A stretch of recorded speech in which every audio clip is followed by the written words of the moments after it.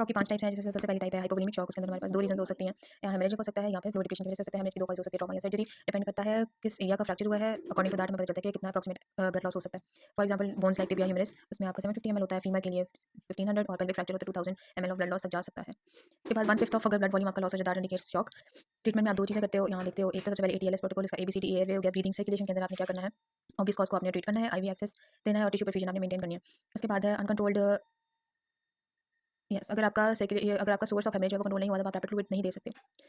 वैसोप्रेशर inotropic agents आपने नहीं देने हैं, बिकॉज़ वो वेसोकंस्ट्रिक्शन करवा देंगे, रेजिस्टेंस ज़्यादा करवा देंगे पेरिफेरल्स के अंदर, जिसकी वजह से ब्लड प्रेशर जो है वो ज़्यादा हो जाएगा। इन शॉर्ट ब्लड वेसल जो है वो स्क्वीज़ करके ब्लड प्रेशर ज़्यादा कर देंगे, लेकिन परफ्यूजन मेंटेन नहीं होगी। हार्ट ज़्यादा पंप करेगा, हार्ट की ऑक्सीजन डिमांड ज़्यादा हो जाएगी, हार्ट का इस्कीमिया हो सकता है, मायोकार्डियल एंजाइना हो सकता है। उसके बाद है गैस्ट्रिक डायलिटेशन। इसमें क्या होता है, सिम्पैथेटिक स्टिमुलस ज़्यादा होने की वजह से गैस्ट्रिक मोटिलिटी कम हो जाती है, और इसके अंदर हमारे पास aspiration of gastric contents is an alarming situation. इसको हम लोग प्रिवेंट करते हैं बाय पुटिंग एंटी ट्यूब। उसके बाद आपने यूरिनरी कैथेटराइजेशन करनी है और बस।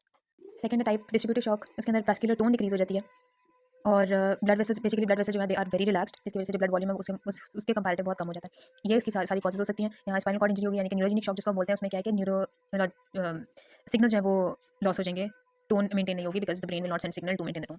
एंडोक्राइन के अंदर एंडोस्टेरोन कोर्टिसोल अगर एकदम से कम होना शुरू हो जाए, एनाफाइलैक्टिक शॉक किसी भी एलर्जी की वजह से, नाइट्रोपिसाइड की वजह से, टॉक्सिक शॉक सिंड्रोम है, या सेप्टिक शॉक हो सकता है। सेप्टिक शॉक क्या होता है, ओवरवेलमिंग सिस्टमिक इन्फेक्शन की वजह से वेसोडाइलेशन हो जाती है। वेसोडाइलेशन होगा तो हाइपोवोलेमिया हो जाएगा वैसे ही, और इसके अलावा वेसल डायलेट करेंगे तो लीकेज ऑफ फ्लूइड हो जाएगी, जिसकी वजह से एडिमा भी होगा। उसके बाद इसके अंदर आपके पास systolic blood pressure is less than 90, mean arterial pressure is less than 60, elevated lactate हो जाएगा, क्योंकि ऑक्सीजन परफ्यूजन नहीं होगी, ऑक्सीजन कम होगा। जब ऑक्सीजन डिलीवरी नहीं होगी तो एनारोबिक रेस्पिरेशन के ऊपर सेल्स शिफ्ट कर जाएंगे। फिर आपके पास ऑलियूरिया होगा, फ्लूइड जो है वो ज़्यादा अफेक्ट नहीं करते हैं, और मोर्टालिटी रेट जो है वो 30 to 50% हो सकता है। नेगेटिव बैक्टीरिया करेंगे तो एंडोटॉक्सिन रिलीज की वजह से हो सकता है, पॉजिटिव के अंदर स्ट्रेप्टोस्टाफ स्पीशीज जो है वो कॉज करती हैं। 2 इसकी ट्रीटमेंट्स होती हैं। ट्रीटमेंट्स के अंदर आपकी या तो आप हेमोडायनामिक सपोर्ट देते हो, और या तो आप इनके साथ आप हेमोडायनामिक सपोर्ट देते हो, क्योंकि आपने सबसे पहले हाइपोवोलेमिया को प्रिवेंट करना होता है, टिश्यू परफ्यूजन मेंटेन करना इंपॉर्टेंट है, और साथ में आपने इन्फेक्शन ट्रीट करनी है।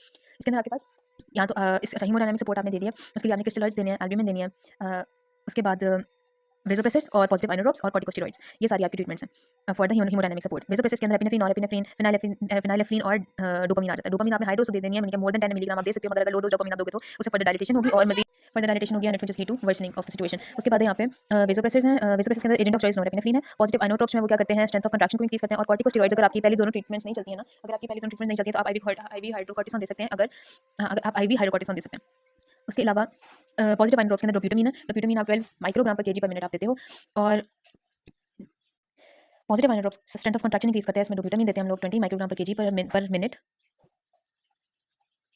जिसके आपके पास 2 गोल्स होते हैं, जिसमें आप अगर मायोकार्डियल डिस्फंक्शन चल रहा हो तब, और अगर हाइपोपर्फ्यूजन ज़्यादा देर तक रहे तब आप देते हो। और उसके बाद आती है एंटीबायोटिक्स आप ब्रॉड स्पेक्ट्रम देते हो।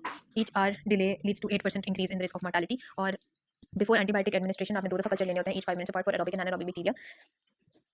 Also IV hydrocortisone will be given for